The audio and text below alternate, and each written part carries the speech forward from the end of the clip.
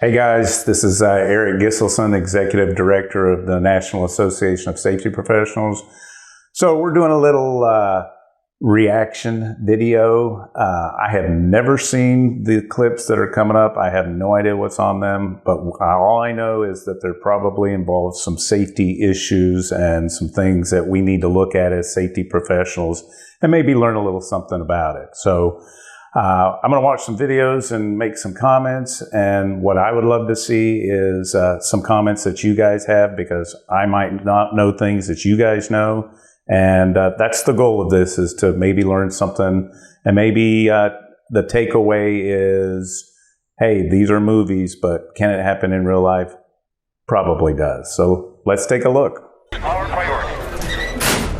Hey! No weapons detected. Costa! You're late for your shift. Yeah, man, I had a little thing, so... Oh, no. You can't work with that. You're out. No, I'm good, man. I can work. It's nothing. This is So coming you're off good. later today. I'm fine. You're good. I'm good. Okay, I'm docking you half a day. Yeah, all right. Typical supervisor, right? No weapons detected. You are clear for entry. Docking him for half a day. That's an interesting looking facility here. Housekeeping not their priority, obviously. Attention. All workers must reach weekly quotas. Please report any... The old weekly quota thing. Gotta love that.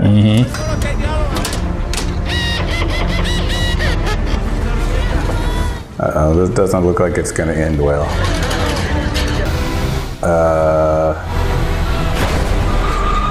Interesting. Attention. Answer full black. Hey! You're holding up the line! Right there. No, I got a jam. What have you done, DaCosta? No, I'm just trying to reset. Let me look. Supervisor, you know, they know everything. Oh, the pallet's pinched. Yeah, it moved. Just go in there. No. Just go in there. Look, either you go in there right now, or I'll find someone who will. And you can go clean out your locker. Come on, man. No. That's the deal, okay? In you go. And don't think this doesn't happen in real life. And there it goes. No, stop! No! Big time lockout violation. And of course, he gets fried. I'd say Matt Damon is organic tissue, wouldn't you say? Yeah.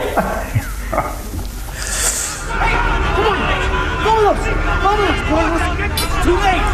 Too late. He really calls it early. Too late, he's a goner. Okay. So that was pretty intense. Oh, now we send the robot in. Couldn't send the robot in before, but we can pull out the dead body with the robot. That's convenient. I'm surprised he's still alive after that. You have been exposed to a lethal dose of radiation. You will experience catastrophic organ failure. In 5 days' time, you will die. What is going on? Why has production stopped? He's been exposed. Don't breathe on me. Don't breathe on me. Your mouth. I'm sorry, sir. They really care about the employee. That's sweet. Does his skin fall off or something? I don't want to replace the bedding in there. Just get him off. Yes, sir. Great. Thank you. Mr. Carlisle, your Wow. ship is ready for departure. Just wow. My Porol, extremely potent, will keep you functioning normally until your death. Please take 1 pill with each meal. Thank you for your service. Thank you for your service, and you're dismissed. Yeah, I mean, the whole concept of production trumping over the safety of the employees, that's not science fiction, that's science fact. That's what we deal with on a regular basis. We're constantly fighting with production to keep employees safe and not adversely affect production, which sometimes the two don't go hand in hand. We all know that. But when you're talking about exposing somebody to radiation and allowing them to enter when a door is jammed, You've got some major lockout tagout violations on this. They should have obviously shut down the piece of equipment entirely and gone into maintenance and troubleshooting mode. So they exposed poor Matt Damon to the radiation, and we see what happened. And that's no different than somebody in real life trying to open up a robotic chamber where pieces of automotive equipment is being produced or anything like that, where you've got these machines on an XYZ axis that can decapitate you or crush or destroy. So it's not that far from reality, to be perfectly honest. The CEO is specifically worried about soiling the bed sheets with the man's skin sloughing off. So we see where his priorities lie. Beyond ridiculous. That's the nightmare scenario for anybody who works for an organization that put production at the top level and couldn't care less, we'll just put it nicely, for the safety of their employees. So it's a suck situation.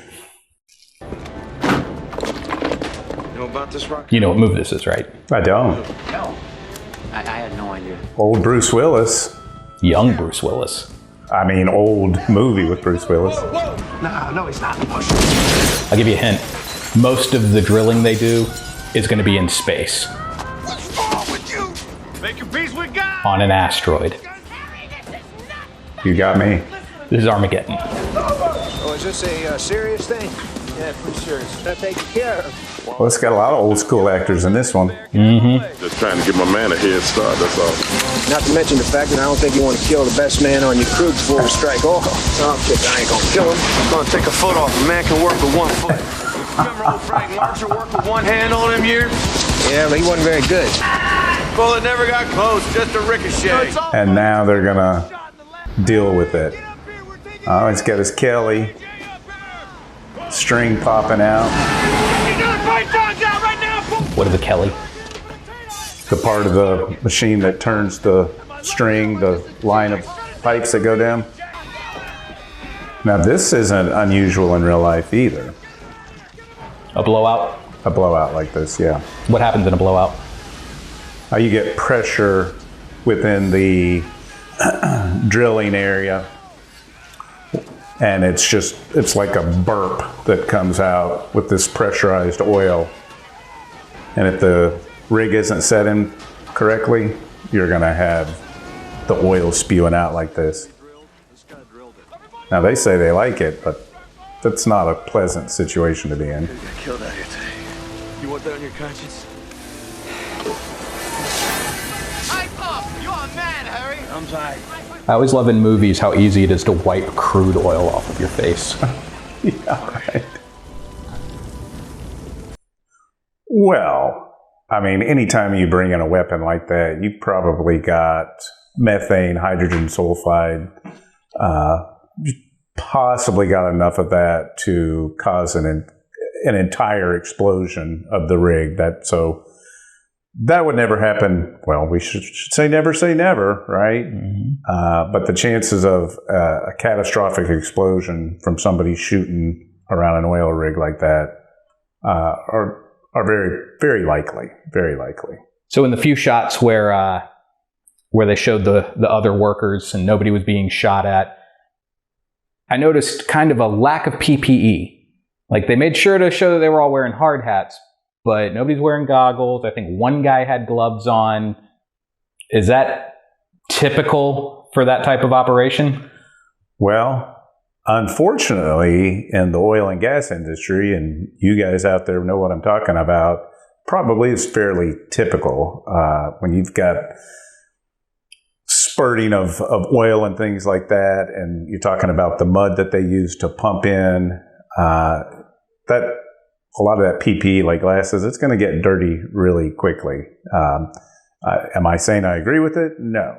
And a lot of this, they won't use gloves because these gloves will get pulled or pinched, and it actually represents more of a hazard. So it depends on what part of the process that they're doing. I am not the oil and gas guru. I know some other folks that I'd love to get their comments on this video of their thoughts on it.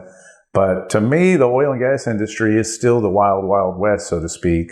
Have they gotten better with safety precautions? Yes, but I still see this as a fairly accurate representation of some of the PPE or lack of PPE when they should be wearing it. So this scene might actually be the most realistic scene in the movie Armageddon. Possibly so. Possibly so.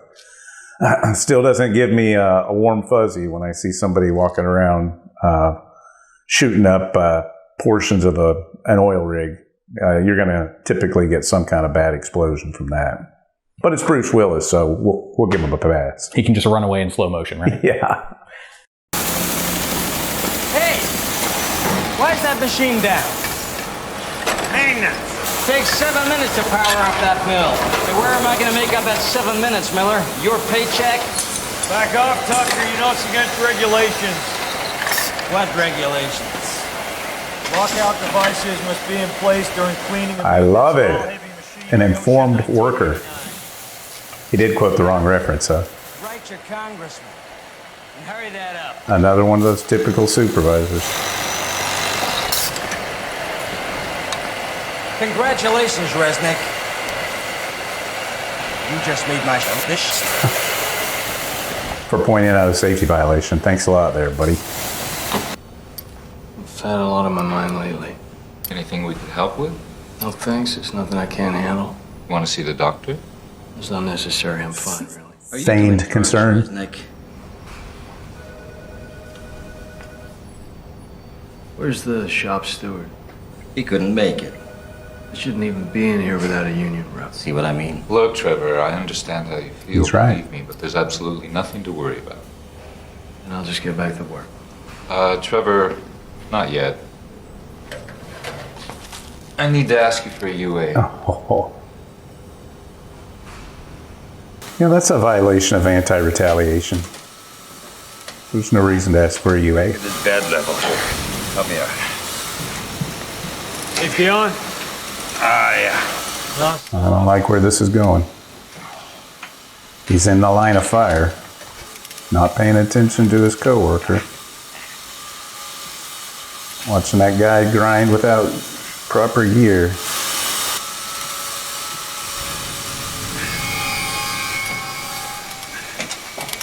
Oh.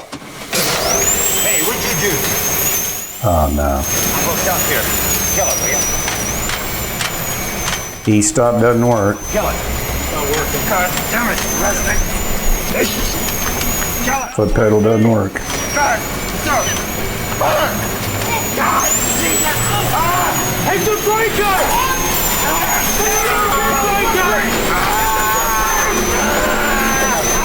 Oh. Hey, we need some help over here!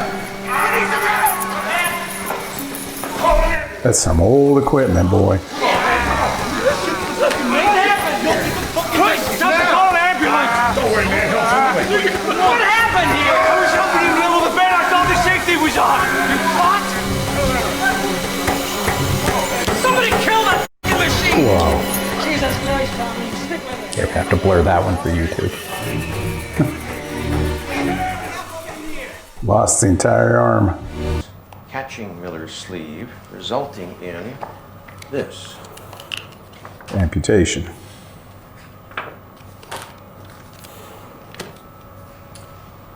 Well, 3 of his fingers lost. These accidents are never pretty, Mr. Resnick. Our job is to investigate these events from every possible angle so that we might prevent their recurrence. That part's true. Appreciated what caused the mistake, Mr. Resnick. I was distracted. By what? What distracted? One of the leading causes of injuries: distraction, fatigue, complacency, rushing. Well, there's a lot going on in that.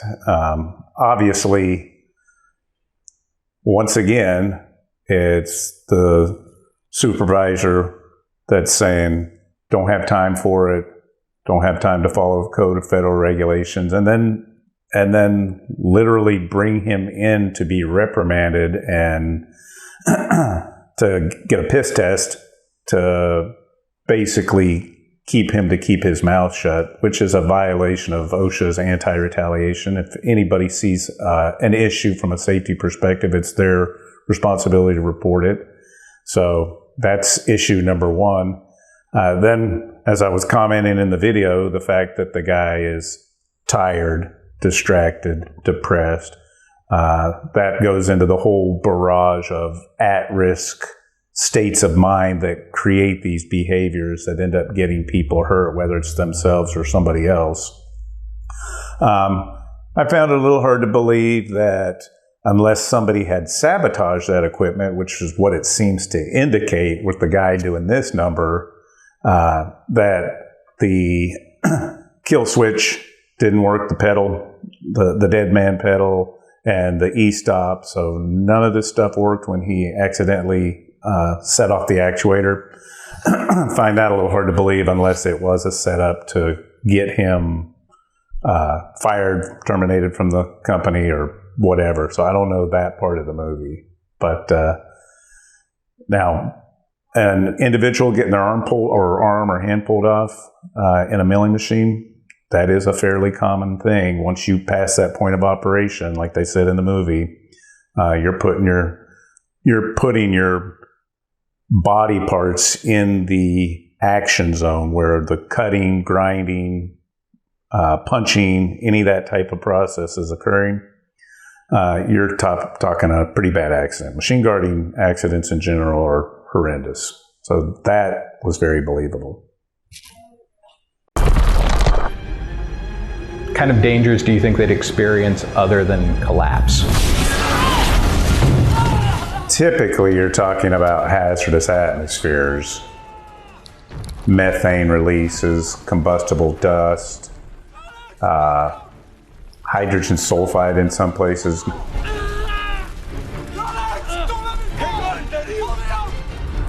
That's acute hazards and chronic hazards as well. Breathing in this stuff day in and day out. You can see nobody's wearing respirators in this. They're all hard hats, gloves, earmuffs that aren't in position.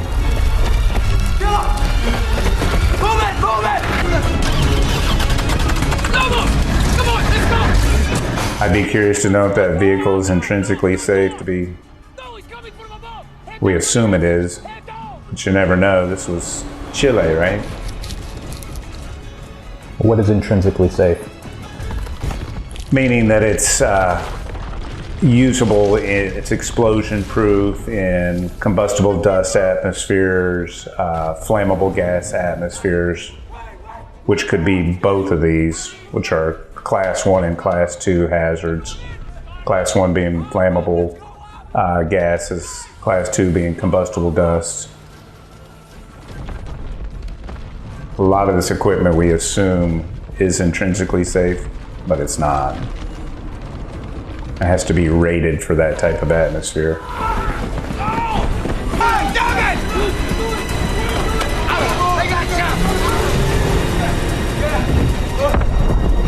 They just barely made it.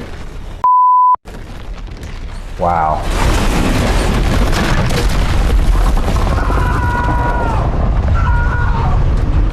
Do you remember how many fatalities were associated with this mine collapse?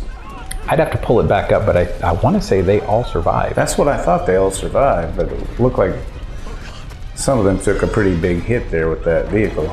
Oh, wow. Oh. Yeah, at this point you're worried about oxygen deficiency. 32. 33. Lack of water. We're all here. Is that old Lou? Thank God for that. Yeah. I'm not sure how well a radio would work that far down, but some of them are designed for those long distances underground. So they typically hardwire their communications if you're at that depth in a mine? You'd have to. Luis, can you hear me? Not much in the way of first aid. Can you hear me? Violation of an ANSI standard. But of course, this is in a different country. Yeah, everything destroyed. This mountain is still moving. I've been a miner for 25 years. I've seen 5 collapses. Do you know how many men we saved? None. No one! Yeah. And that kind of goes to the statistic of the would-be rescuers, 2 to 3 of them dying in these types of confined spaces trying to save their would-be fellow workers. We know that they can survive for a period of time if they are relatively healthy, but we don't know that. Some of them could be injured. Some of them are in the early or later stages of silicosis, miner's lung disease. Silicosis. What I do know is that if we don't get them up fast, we're going to be bringing up 33 corpses. What is My silicosis? readings indicate that a massive rock displaces. Silicosis is one of those chronic diseases I was referring to earlier, where you breathe in silica dust year in and year out, and it basically starts scarring the tissue within the lungs. And at a certain point, it becomes basically a death sentence for you. Your lungs can't handle, you can't respire air with all the scarring in the lung tissue, and you eventually succumb to your illness. Look, here's the refuge. If you run these drills, but I'll tell you what, with the engineering that they have, full speed, I mean, the drill is going to deviate. This is the reality of it. This or like this. In fact, it's a similar situation as how they capped the blowout on the BP explosion, where they ran these lines down below, like next to it, and then cut across and went to it instead of trying to go over top of it. It's a similar kind of concept, coming in around the miners and pulling them out that way. I need every drill that you can get your hands on, and I want them here as soon as possible. Well, I mean, there was a lot to what was going on. Just the collapse of a mine like that, is the psychological impact to the miners themselves, the fear of death, the fear of being underground with very limited food, water, and I'll say even air. That was a big mine shaft, but eventually you are going to start running out of air once that enclosure becomes completely sealed off from outside ventilation. I don't know what the ventilation aspect of it was, but you saw how it's kind of that fend for yourself mentality, which is, that's pretty realistic. That's pretty realistic. But like I said, when I was watching the video itself, the capacity for us to do heavy removal of rocks, dirt, other materials, and get people out. This is the technology is really out there. They've got so much cutting edge technology to drill and listen for life underground. You've seen these building collapses where people live for days and days and they pull them out. So I'm not surprised that with the backing of the Chilean government and international recognition that they were able to save those 33 miners, but it is a small miracle that they were able to do that. So, has anything like that happened in the U.S. in the last 50 years? Yeah. Now, they've had not mine collapses that to that level where they had entrapment. Typically in the U.S., it's mine explosions. Probably one of the most notorious ones was the mine explosion in the Upper Grassy Branch in West Virginia that took the life, I think, of 25 miners. And that was a horrific incident, and a lot of legal proceedings occurred after that. That was OSHA violations. That was MSHA. MSHA typically oversees mines, but the OSHA was involved in that as well. The CEO was actually criminally charged with negligence and hiding specific record keeping that was required in that mine. So it has happened. Mine fatalities are Sounds like we're having one right now. Yeah, it does sound like we're having one. So there's always that potential. And, you know, the confined space entry standard and some of the MSHA standards about testing. And, you know, the big takeaway on that movie was, I didn't see the movie, so I don't know what the specific situations was with the not finishing the ladders. But obviously, egress is a huge concern in a mine shaft like that. They go into it a little later in the film. The company that ran this mine in Chile was notorious for just horrible safety standards, horrible death numbers. And in the years since this, Chile's actually become one of the safest places in the world to do deep mining like that. So at least they learned something as a country. Well, isn't that the way that most regulations and changes in the technologies and changes in the industry itself occur? Is that it's reactive to a certain situation like this, and then we get it right, or we start to work on continuous improvement after the fact. That's the problem with it. It's how many lives does it take? How many people to be hurt? That's not the way we want to approach things as safety professionals. We want to proactively approach it so that this sort of thing doesn't happen and people don't have the potential to lose their lives. Again, thankfully, these miners didn't. But when it takes a catastrophic event like this to make changes, that's the problem with regulations, whether it's U.S. or abroad. So there it is, my take on some of these interesting movies with issues as it pertains to safety. I'll tell you what, it shows me what I don't know about some of these different sites like mining industry and oil and gas industry. So I would love to get your guys' feedback on possible movies that you'd like to look at and things that you see from a safety perspective.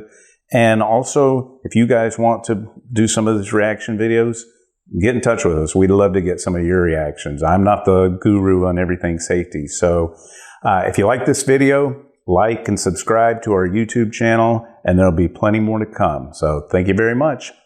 See ya.